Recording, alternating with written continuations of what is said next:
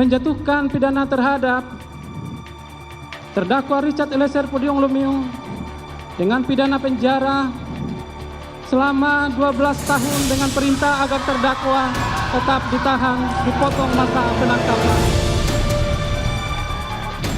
Ternyata saya diperalat, saya dibohongi dan disia-siakan.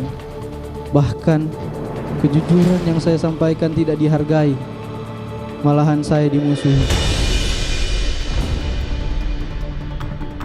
Eliezer itu adalah kita, karena Eliezer itu mencerminkan pemuda dari keluarga yang sederhana yang akan sukar sekali meraih cita-citanya, apalagi ketika kandas oleh atasannya sendiri.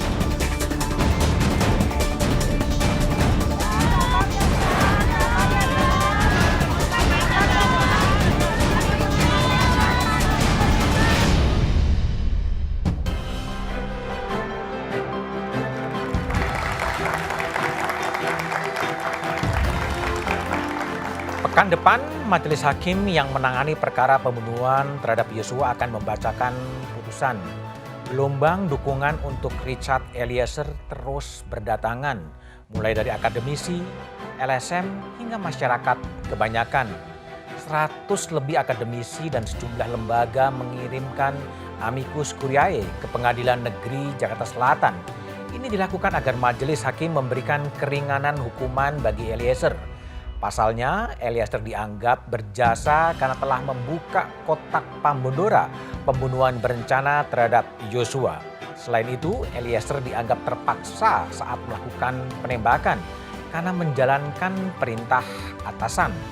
Akankah status justice kolaborator dan amicus curiae ini dipertimbangkan oleh majelis hakim saat menjatuhkan hukuman? Ataukah akan diabaikan seperti yang dilakukan jaksa saat membuat surat tuntutan? Inilah Satu Meja The Forum. Mengapa Eliezer harus dibela? Kejujuran yang saya sampaikan tidak dihargai, malahan saya dimusuhi. Aliansi Akademi Indonesia mengirim amicus curiae atau opini hukum kepada Majelis Hakim Pengadilan Negeri Jakarta Selatan jelang vonis Richard Eliezer dalam perkara pembunuhan Brigadir Yosua. 122 akademisi beranggapan Eliezer merupakan pembuka kotak Pandora di tengah dahaga atas kejujuran dan kebenaran peradilan. Karena dia berada dalam relasi kuasa yang timpang, Eliezer itu adalah kita.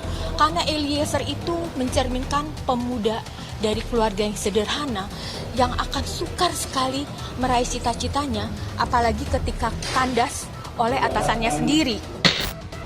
Selain persoalan relasi kuasa yang timpang, ada 4 poin utama lain yang menjadi landasan 122 akademisi yang menyatakan sebagai sahabat pengadilan dan membela Richard Eliezer Pudium Lumiu. Selain dari 122 aliansi akademisi, Pengadilan Negeri Jakarta Selatan mengaku telah menerima opini atau pendapat hukum dari ICGR dan Pilnet. Nah, nanti tergantung majelis hakimnya, artinya akan bisa dipakai, bisa tidak, artinya tidak mengikat bagi pihak. Selama 12 tahun dengan perintah agar terdakwa tetap ditahan, dipotong masa penangkapan. Sebelumnya, tuntutan 12 tahun penjara untuk Eliezer dari Jaksa Penuntut Umum menimbulkan protes, termasuk peserta sidang yang hadir di Pengadilan Negeri Jakarta Selatan.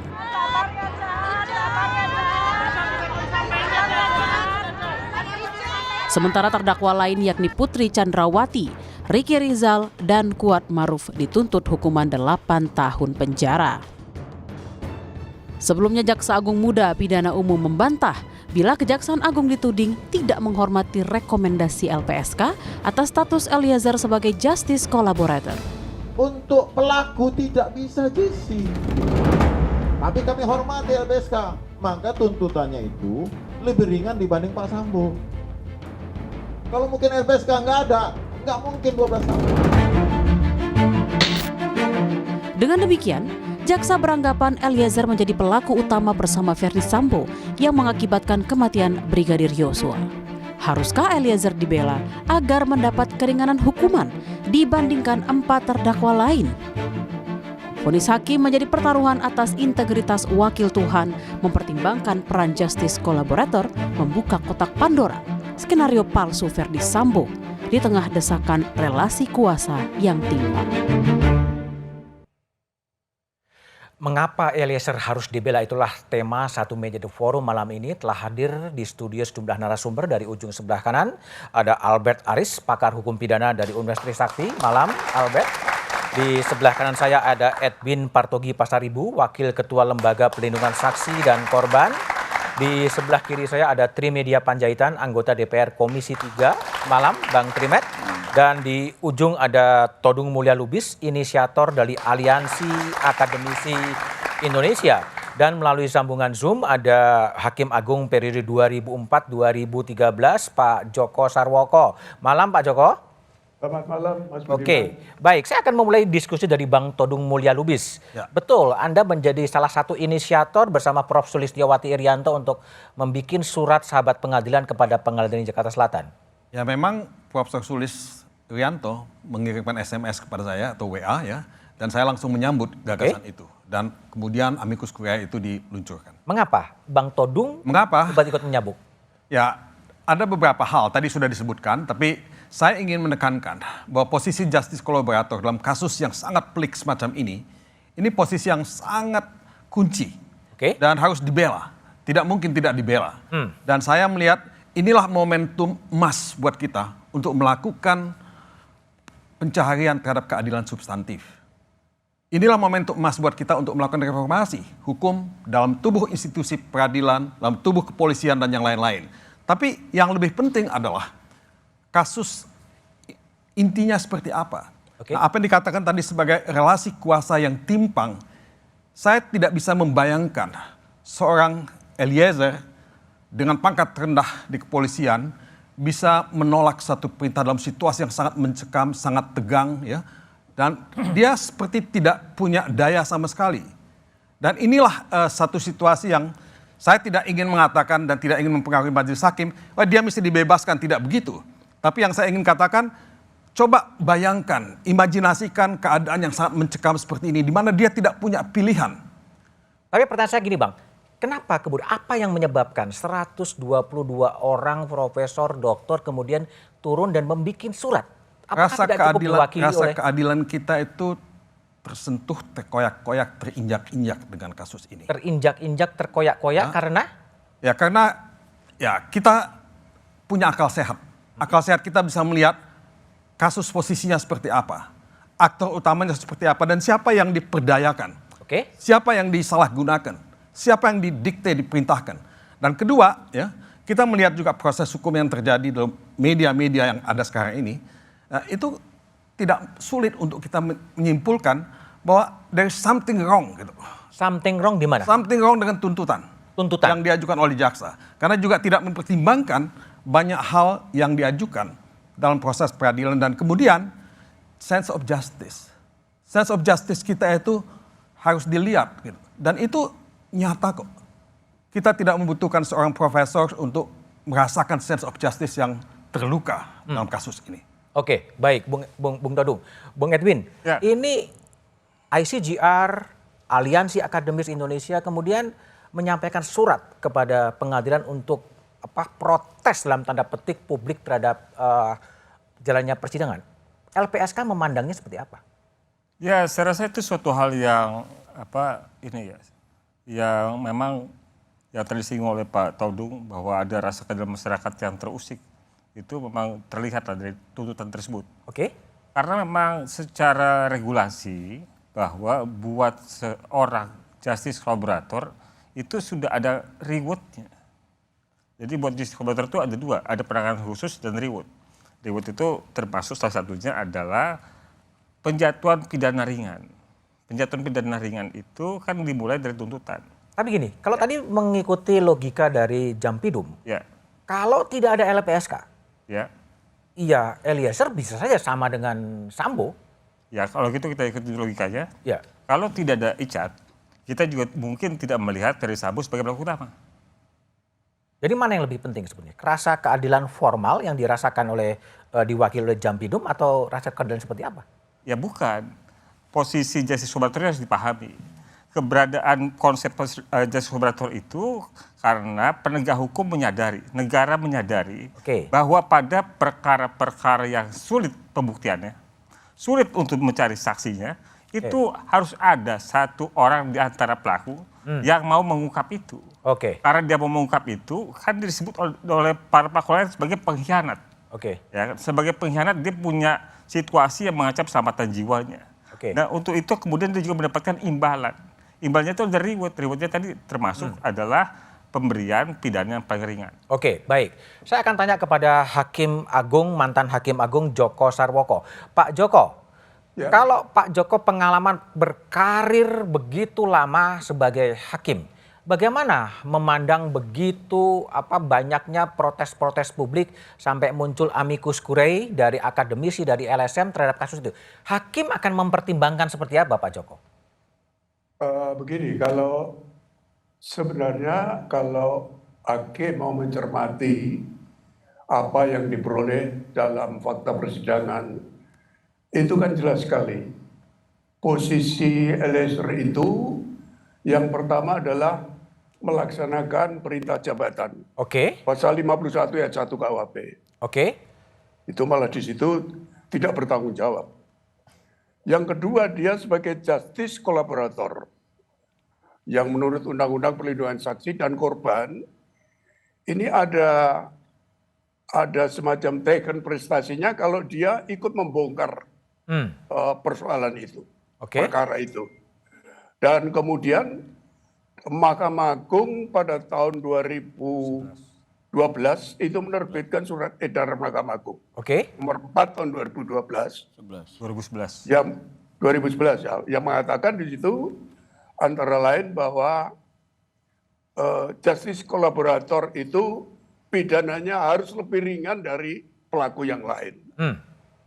Salah satu persyaratannya adalah yang bisa jadi justice collaborator adalah bukan pelaku utama. Nah, dalam kasus ini menurut saya Eliezer bukan pelaku utama. Bukan pelaku utama.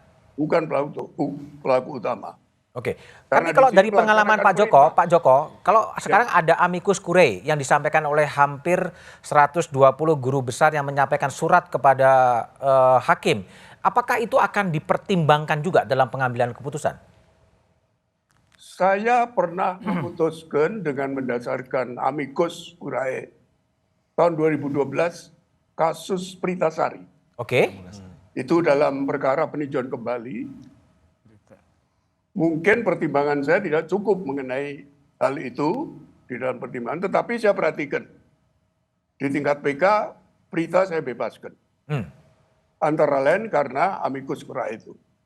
Nah, dalam kasus ini apabila hakim mau mempertimbangkan bisa masuk melalui pasal 5 ayat 1 Undang-Undang Kekuasaan Kehakiman. Apa itu, Pak?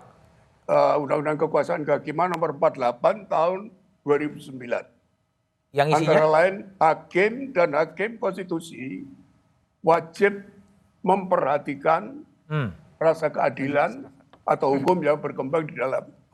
Baik, memperhatikan rasa keadilan dari masyarakat. Bung Trimedia Panjaitan, anggota Komisi 3 DPR.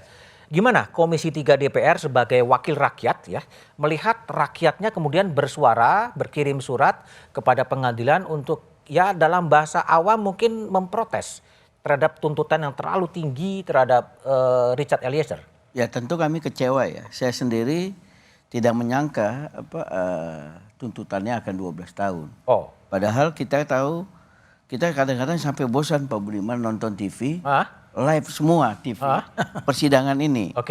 Dari mulai omongan yang bermutu sampai tidak bermutu kita dengar walaupun mungkin sekelabetan. Itu artinya apa? Sebenarnya kan kontrol dari masyarakat sudah cukup tinggi. Terhadap persidangan ini karena memang tahun 2022 kemarin inilah kasus paling besar ya, peristiwa pidana terbesar yang ada di negara kita dan inilah kasus terbesar yang menurut saya sangat mencoreng institusi Polri. Tapi Anda sebagai wakil rakyat melihat gerakan-gerakan rakyat. Makanya saya begitu lihat itu, saya coba hubungin para pejabat Kejaksaan Agung, jawabannya seperti yang jawaban Pak Fadil itu. Ya, artinya ini yang sering tidak ketemu Pak Todung Mulya Lubis ini dari mulai berjuang di LBH sampai menjadi dubes, kembali lagi. Selamat datang Bang di negara kita. Terima kasih. Sudah kembali dari Norway. Yang sering nggak nemu ini antara rasa keadilan dengan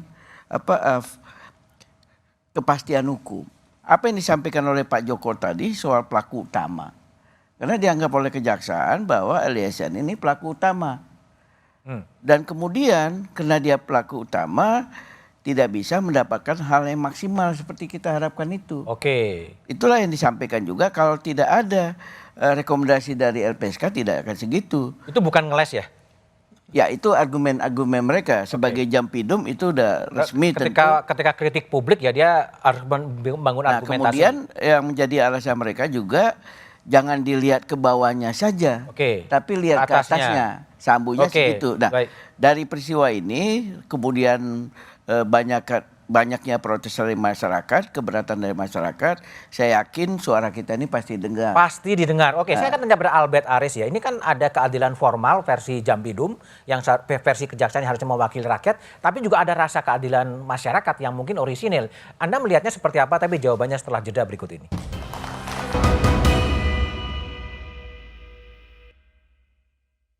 Kami juga mempertimbangkan LPSK. Kalau kita baca perma, pada JC itu tidak berlaku bagi pelaku. JC tidak berlaku bagi pelaku. Baca perma itu perma 4. Untuk pelaku tidak bisa JC. Pelaku utama. Ini supaya saya luruskan ini. Undang-undang nggak bisa. Tapi kami hormati LPSK. Maka tuntutannya itu lebih ringan dibanding Pak Sambo. Kalau mungkin LPSK nggak ada, nggak mungkin 12 tahun.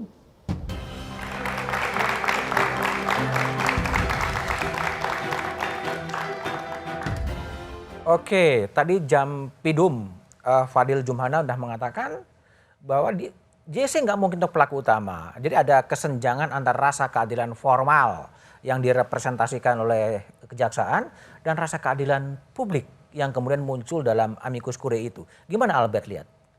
Iya, terima kasih Mas Budiman. Maaf suara saya agak serak hari ini ya. Jadi saya setuju sekali tadi apa yang dikatakan oleh mantan Hakim Agung Pak Joko Sarwoko, bahwa hakim wajib menggali, mengikuti dan memahami nilai-nilai hukum dan rasa keadilan di masyarakat. Jadi kalau boleh menyimpulkan apa yang dilakukan oleh Bang Todung Mulya Lubis dalam melaksanakan amicus curiae, Friends of the Court, sahabat pengadilan, mungkin adalah cerminan paling jujur dari terusiknya rasa keadilan di masyarakat. Mas Budiman.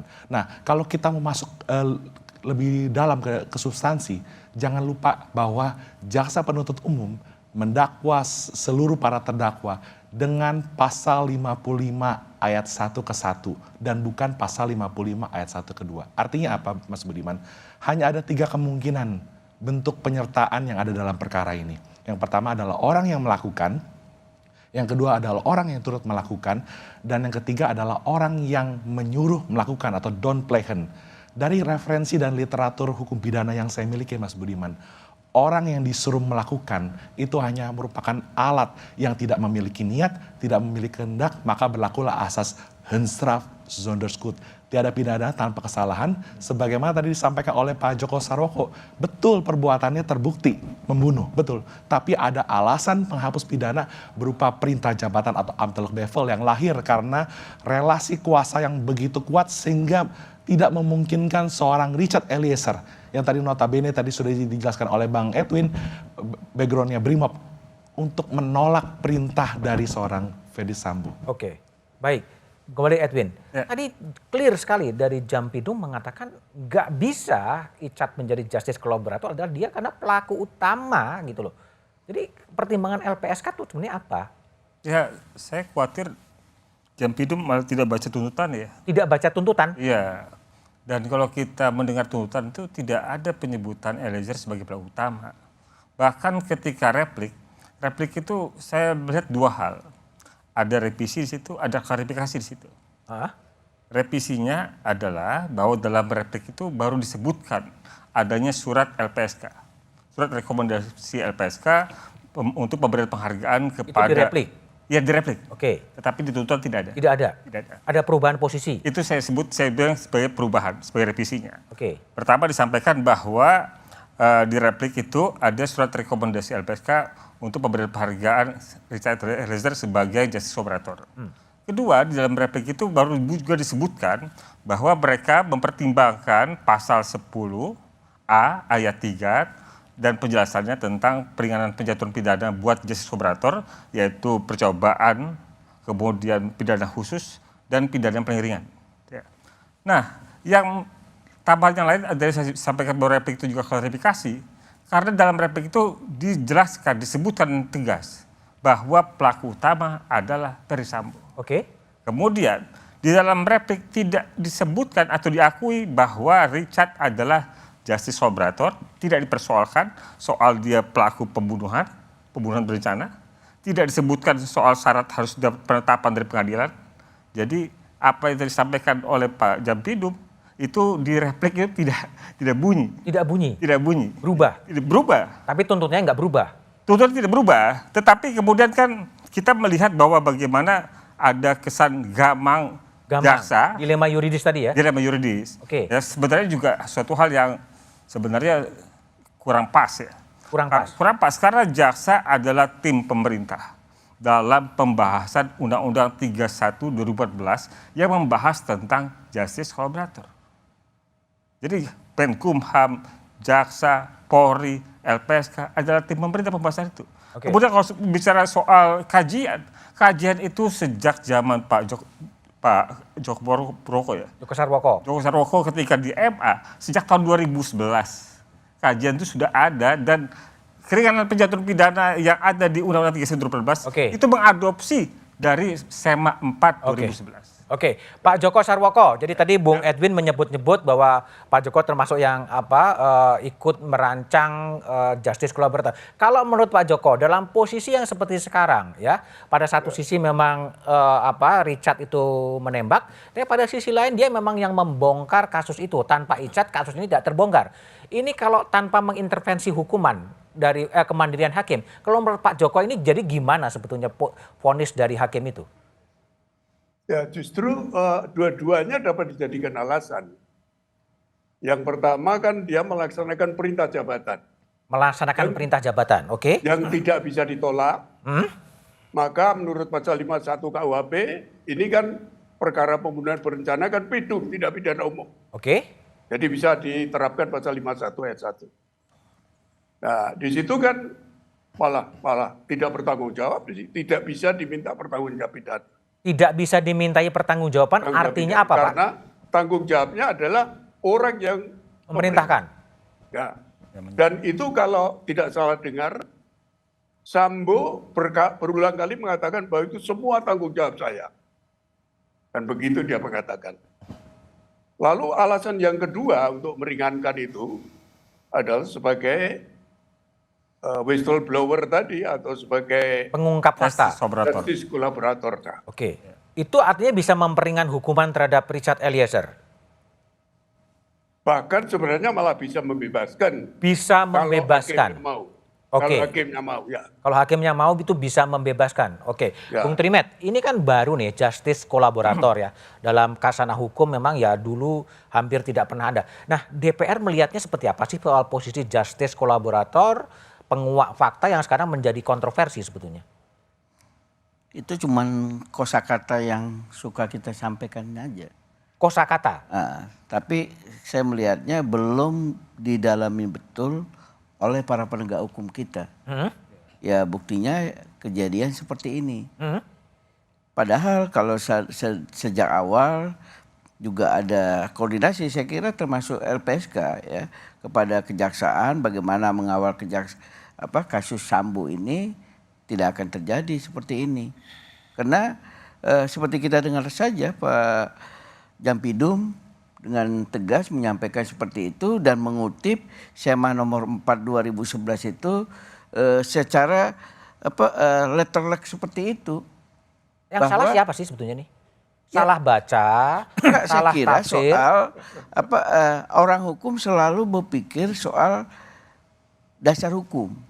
Seringkali menomorduakan rasa keadilan masyarakat. Oke. Itu aja yang tidak nemu soal kasus ini. Dan untuk itu saya pikir spirit kita hari ini, walaupun di kejaksaan seperti itu, dan ini pelajaran mungkin ke depan ya bagi kejaksaan, dan menurut saya juga dengan peristiwa ini bukan seperti yang disampaikan oleh Pak Albert Aris ini di Kompas hari ini, bahwa kita juga harus mempertegas secara rigid seperti apa aturan JC ini. JC itu. Ya, misalnya bila perlu kalau ancaman maksimum sekian dia harus bisa dapat berapa. Oke. Dan itu juga harus dirubah nanti SEMA nomor 4 itu supaya itu juga tidak menjadi justifikasi bagi jaksa-jaksa di kemudian hari.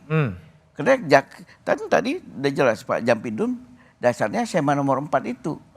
Karena di situ memang disampaikan pelaku utama. Pelaku utama. Walaupun saya tidak kurang ada sependapat dengan Pak Edwin ini, karena yang kami tahu ya kejaksaan itu konsen sekali dengan kasus ini. Kalau sampai disampaikan tidak membaca tuntutan, mereka bolak-balik itu tuntutan.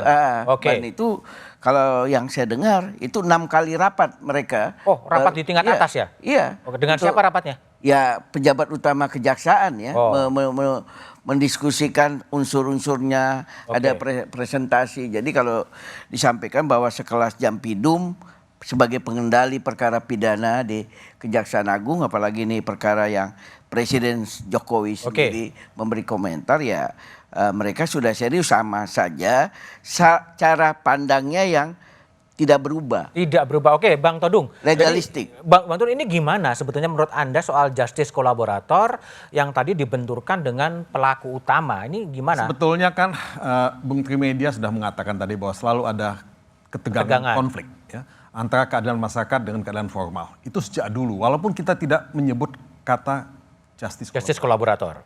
Ya, tapi pada intinya sama sebetulnya. Dan kita yang membaca literatur hukum di seluruh dunia ini tahu ada justice kolaborator ini. Jadi itu nonsens kalau kita tidak memahami konsep itu. Jadi menurut saya inilah momentum yang bagus sekali untuk mengukuhkan kembali posisi justice kolaborator, karena dari dulu banyak kebuntuan dalam mencari keadilan. Banyak ketidakpuasan dalam mendapatkan keadilan. Sampai LPSK dilahirkan. Nah, LPSK itu dilahirkan adalah buah reformasi di mana kita ingin keadilan substantif itu dilahirkan oleh pengadilan, dimengerti oleh pihak kejaksaan dalam proses tuntutan yang mereka lakukan. Nah, ini yang tidak terjadi, dan alhamdulillah LPSK lahir dan mulai melakukan satu upaya-upaya untuk membongkar kebuntuan itu dan ya mengangkat apa yang disebut justice kolaborator. Oke, baik. LPSK lahir ya untuk kemudian tadi memberikan perlindungan pada Richard sebagai justice kolaborator. Bung Edwin kan kira-kira begitu. Tapi de facto faktanya dalam panggung pengadilan kan LPSK iya disebut tapi nggak berpengaruh tuh, tuntutannya tetap tinggi. Tapi jawaban Anda setelah jeda berikut ini.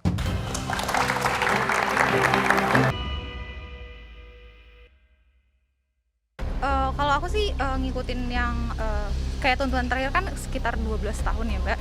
Udah didasari oleh berbagai pertimbangan gitu ya. Kalau aku sih setuju aja sih gitu. Hukuman Eliezer seharusnya bisa lebih rendah dari yang sudah diberikan sama JPU ya. Karena mengingat kasus ini kan semua terbongkar dari kejujuran dari Eliezer, seharusnya sih bisa lebih rendah. Dengan hukuman yang dijatuhin sama jaksa, kalau aku bilang karena dia udah jujur harusnya sih bisa mungkin 5 tahun kali ya. Biar nggak sama yang lain gitu karena dia udah jujur. Karena dia udah membantu kepolisian untuk mengungkap kasus ya, kayak mendingan dikurangin sih dari 12 tahun itu, karena nanti takutnya banyak orang yang jadi kayak nggak mau ikut bantuin polisi kalau misalkan caranya gini. Jadi kayak justice collaboration tuh kayak salah membantu, tapi dengan hukuman seberat itu jadi kayak orang-orang jadi kayak pikir ngapain gue jadi gituan kalau misalkan hukuman gue seberat itu gitu sih, menurut saya sih gitu. Harusnya 5 tahun lah gitu, karena Eliezer kan udah berpartisipasi nih, mau sukarela untuk mengungkapkan kasusnya seperti apa. Jadi lebih baik sih dikurangin ya.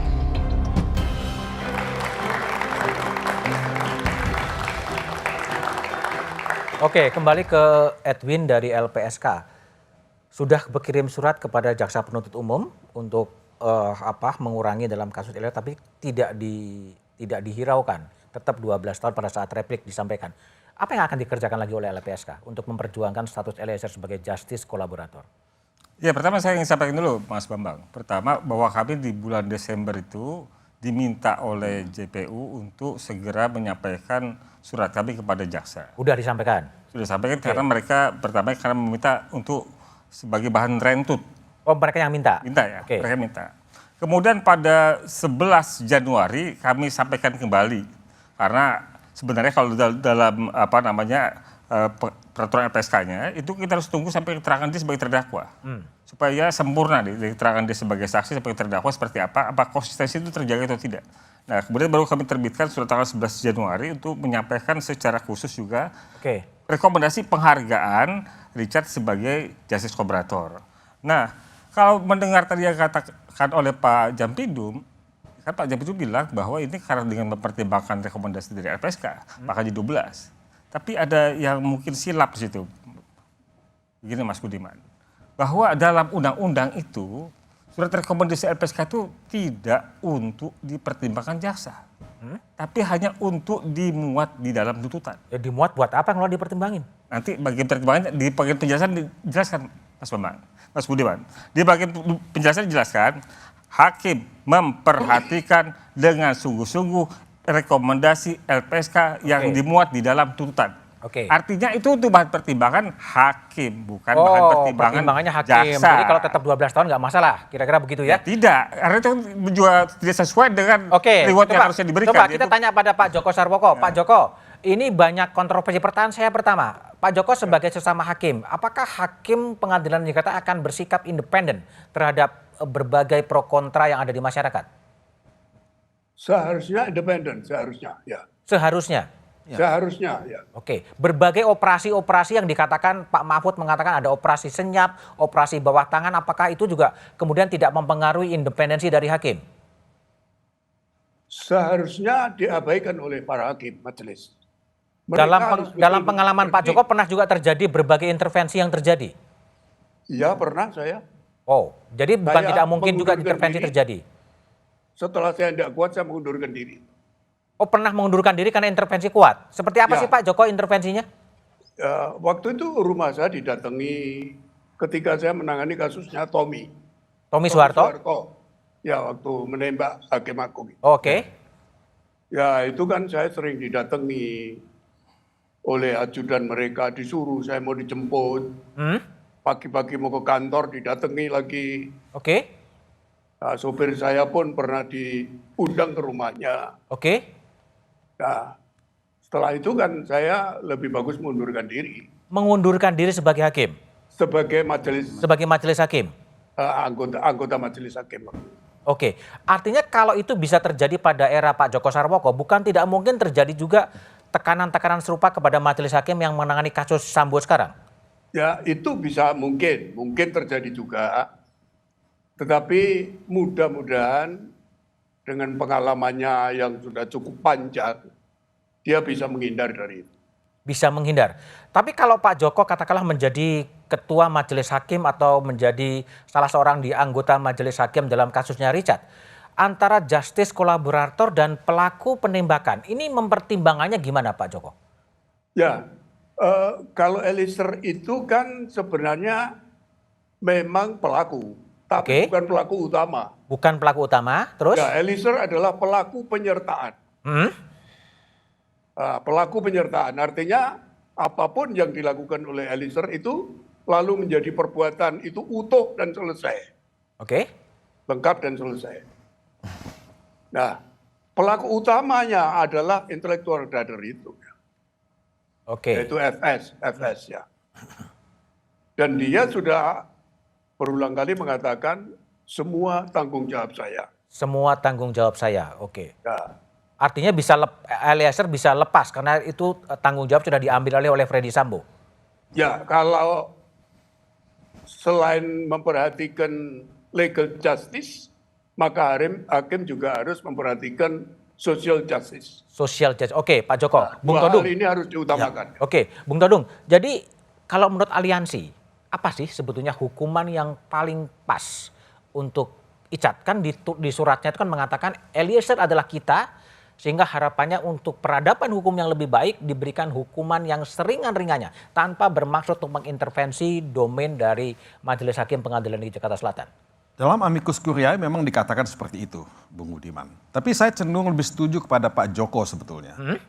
Karena dia melaksanakan perintah jabatan dan dia berada dalam satu kondisi yang sangat tidak mungkin untuk menolak di bawah tekanan platuks, ya, yang setiap saat bisa ditembakkan. Dia seharusnya tidak dihukum. Tidak dihukum. Ini menurut bacaan saya, ya, bacaan saya. Tapi dalam amicus curiae memang kita menyerahkan kepada majelis hakim dan meminta untuk dijatuhkan hukuman yang lebih ringan.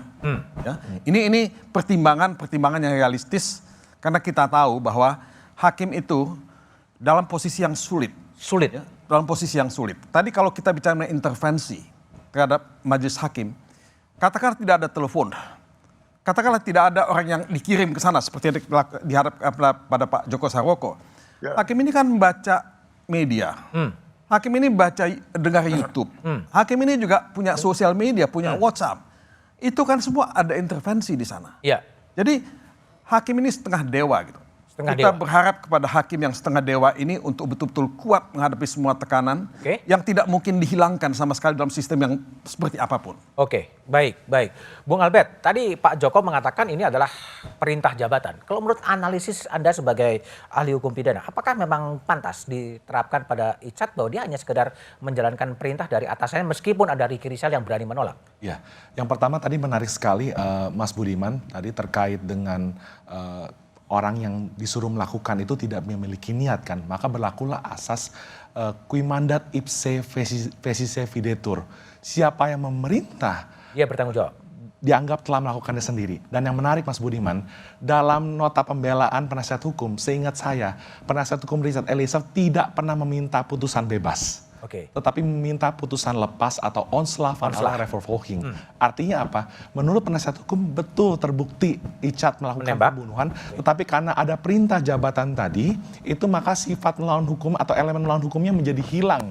Karena ada perintah jabatan dari seorang yang memiliki otoritas atau bevoegde gezag.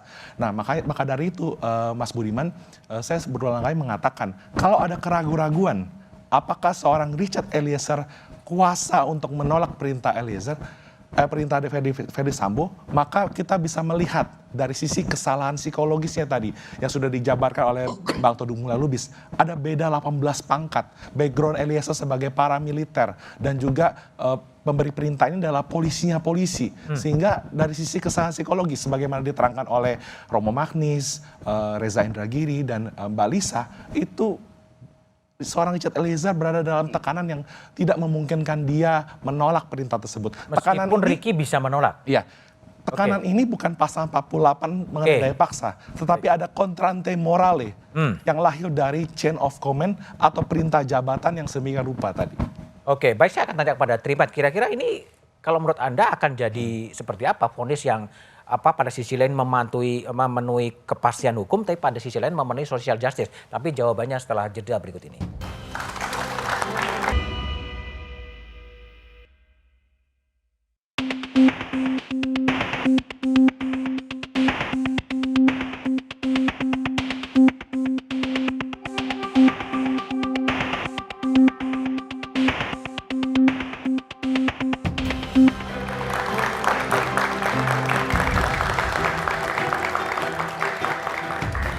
Oke, tadi adalah rangkaian tweet dari Menko Polhukam Mahfud MD yang memberikan apresiasi atas kejujuran dan keberanian Richard Eliezer mengungkap fakta dan kemudian berharap agar majelis hakim menjatuhkan hukuman yang ringan. Itulah rangkaian tweet dari Menko Polhukam Mahfud MD. Bung Trimet, jadi kalau menurut Anda ya sebagai politisi yang begitu lama, kira-kira vonis hakim seperti apa sih yang bisa memenuhi asas kepastian hukum dan juga social justice, dan ke depan lesson learned dalam kasusnya Richard ini, kasus Sambo ini seperti apa? Pertama, kita berharap peristiwa ini dan banyak kemudian diperbincangkan semakin dekat antara kepastian hukum dan rasa keadilan masyarakat. Jadi kita juga berharap para penegak hukum kita jangan hanya berpikir legalistik. Legalistik. Tapi berpikir juga bagaimana rasa keadilan masyarakat. Semua juga orang tahu kalau Eliezer tidak mengungkapkan seperti itu, ya Sambo juga tidak jadi terdakwa. Itu juga harus sebuah fakta yang juga harus diakui. Yang kedua, kita kan juga melihat kasus ini kalau dalam catatan saya malah 6 kali Presiden Jokowi bicara. Terus? Untuk supaya diungkap pelakunya. Jangan sampai Presiden sudah seperti itu, awalnya kemudian menggebu-gebu menjadi anti klimaks dari putusan itu. Itu yang kita jaga. Kenapa? Ketiga, kalau kita melihat ini kan Pengadilan Jakarta Selatan ya. Seringkali Pengadilan Jakarta Selatan itu putusannya mengecewakan. Banyak yang kontroversi. Sering Pengadilan Jakarta putusnya mengecewakan ya? Nah itu juga yang mati ya? Ya dari sejak dulu ya. Putusan-putusan ini kontroversi. Dan itu yang kita sama-sama harus kawal itu supaya tidak terjadi dan supaya kasus Sambo ini jangan menjadi anti klimaks. Oke, baik. Pak Joko Sarwoko, saya ingin Pak Joko menanggapi ya sinyalemen dari Trimedia Panjaitan bahwa sering sekali putusan-putusan Pengadilan Negeri Jakarta Selatan itu mengecewakan ya. Bahkan pernah ada satu artikel yang menyebutkan bahwa Pengadilan Negeri Jakarta ini seperti kuburan dalam tanda petik gitu. Nah, apa saran dari Pak Joko sebagai hakim senior kepada mantan hakim senior yang terhadap hakim-hakim yang lebih muda dari Pak Joko dalam kasusnya Verdi Sambo, Pak? Ya, memang dulu Pengadilan Jakarta Selatan terkenal seperti itu dan salah satu pengadilan yang ada lebih dari 1 kali kena OTT, antara lain Pengadilan Jakarta Selatan. Dan itu memang kerjasamanya itu mungkin karena saya pernah jadi ketua muda pengawasan, itu kerjasamanya itu pintu masuknya melalui para panitera pengganti dulu seperti itu. Nah, bahwa banyak kasus yang memang mengecewakan baik pidana maupun perdata, seperti yang dikatakan oleh Pak Trimet itu memang betul saya rasakan. Dalam kasus ini akan gimana Pak Joko? Mudah-mudahan karena beberapa tahun yang lalu sudah mulai berkurang ya. Mulai berkurang artinya putusan-putusan yang kontroversial itu biasanya memang sering menjadi pertanyaan dari masyarakat ya. Artinya mudah-mudahan lebih bagus Pak ya? Mudah-mudahan lebih bagus ya. Baik. Bung Albert, ini satu hal yang menjadi kontroversi adalah status justice kolaborator ya. Antara SEMA, antara undang-undang ini, undang-undang itu. Ke depan, apa yang sebenarnya perlu dibenahi dalam status justice kolaborator, tapi tolong pendek. Baik, intinya SEMA itu bukan peraturan ya, itu hanya mengikat internal Mahkamah Agung. Kalau undang-undang LPSK itu adalah leg spesialis dari KUHAP bisa dikatakan dalam beberapa hal tertentu. Kedepannya Mas Budiman, kita memerlukan pembaruan hukum acara pidana melalui KUHAP yang revolusioner. Kita dukung Bang Trimet dan teman-teman di DPR untuk menaruh perhatian khusus karena KUHAP itu adalah miniatur konstitusi. Ini bicara tentang kewenangan, bicara tentang hak asasi manusia dan ini akan jadi satu presiden yang baik sekali Mas Budiman. Kedepannya orang yang jujur, yang mau bersedia bekerja sama dengan penegak hukum harus mendapat penghargaan dan perhatian khusus. Sebagaimana ada gium, probitas bono publico. Kejujuran akan membawa kebaikan buat semua orang. Kejujuran akan membawa kebaikan bagi semua orang. Bung Edwin, ini kalaulah keputusan kita tidak mau berandai-andai, tapi boleh juga mengatakan kalau tadi kan track record dari Pengadilan Negeri Jakarta seperti itu. Apa yang mau dikerjakan oleh LPSK kalau kemudian vonis itu kemudian mengecewakan? Ya tentu yang akan kecewa adalah juga banyak pihak, bukan hanya LPSK. Mereka yang mengagung-agungkan, menganggap bahwa kejujuran itu suatu nilai yang baik juga akan kecewa. Sebagaimana juga para akademisi itu kecewa.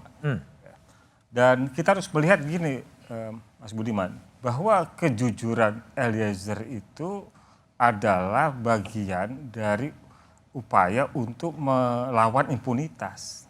Karena kalau tidak ada kejujuran Eliezer, maka kita tidak menyaksikan Verdi Sambo sebagai pelaku utama. Dan kejujuran Eliezer itu adalah juga bagian dari mewakili kepentingan korban Joshua. Karena Joshua tidak bisa membela diri. Karena Joshua tidak membela diri, maka kebenaran peristiwa yang disampaikan oleh Eliezer adalah mewakili kepentingan Joshua. Gitu. Jadi saya tidak melihat pertentangan antara keadilan substantif maupun kepastian hukum ya. Dalam arti kata rasa keadilan masyarakat maupun kepastian hukum. Kenapa tidak saya pertentangan? Karena Undang-Undang 31 2014 yang mengatur tentang keringanan penjatuhan pidana juga kepastian hukum. Oke. Dan kepastian hukum itu merupakan mandat dari konstitusi kita di pasal 28D. Ya, AK1 itu salah satu yang menjadi mandat adalah kepastian hukum. Jadi sudah ada kepastian hukum yang seharusnya memang menjadi rujukan buat semua penegak hukum, penyidik, penuntut umum, dan hakim. Oke, baik. Nah, sampai kemudian orang tidak lagi bisa berharap pada justice collaborator. Oke, baik, Bang Todung. Jadi ini momen ya, momen untuk kemudian melakukan rebound terhadap penegakan hukum yang sedang turun. Itu bisa dimanfaatkan posisi sekarang untuk memberikan keadilan, memperhatikan social justice yang mengemuka termasuk lewat Anda, lewat Aliansi Akademis Indonesia. Ya, sebagai akademisi concern kita sangat banyak terhadap mandeknya reformasi hukum di Indonesia ini. Nah, tadi Pak Joko Sarwoko sudah mengatakan ada OTT terhadap hakim-hakim. Kemudian juga banyak kasus di kepolisian, kejaksaan, dan saya juga menyebut di dunia advokat sebetulnya. Nah, ini momentum untuk melakukan reformasi hukum jilid 2.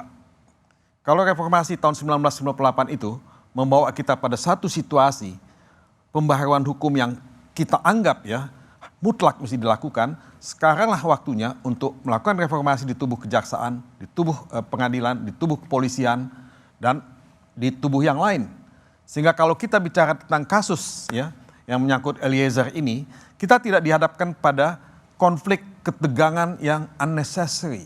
Ini banyak hal-hal yang sebetulnya bisa kita hindarkan kalau kita tahu peran kita dan kita bisa menjaga, membentengi diri kita dari intervensi, dari segala macam campur tangan yang macam-macam. Jadi butuh pengawalan secara bersama-sama. Ya. Oke, baik Bang Todung, Bang Trimet, Bung Edwin, Bung Albert, dan Pak Joko Sarwoko telah bergabung di satu meja The Forum. Ya, terima kasih. Richard Eliezer bukan hanya sebuah nama. Ia telah menjelma menjadi martir. Martir yang mengubah fase gelap menjadi lebih terang. Martir yang mempertaruhkan hidupnya untuk memperjuangkan kejujuran di atas kebohongan. Ia jujur mengaku menembak, namun tiada motif apapun dari Eliezer menembak Yosua. Selain sikap setia pada sang jenderal dengan menjalankan perintah sang jenderal. Pembelaan publik bukan pada Eliezer, bukanlah pembelaan pada seorang eksekutor sebagaimana dikonstruksikan jaksa. Pembelaan publik pada Eliezer adalah perjuangan sebuah nilai, nilai kejujuran, nilai kebenaran yang justru kian langka di Republik ini. Ketika nilai kejujuran dan kebenaran dicampakkan, rindu negeri atas keadilan bakal kian dalam. Demikian satu meja The Forum malam ini. Sampai jumpa pekan depan. Selamat malam dan terima kasih.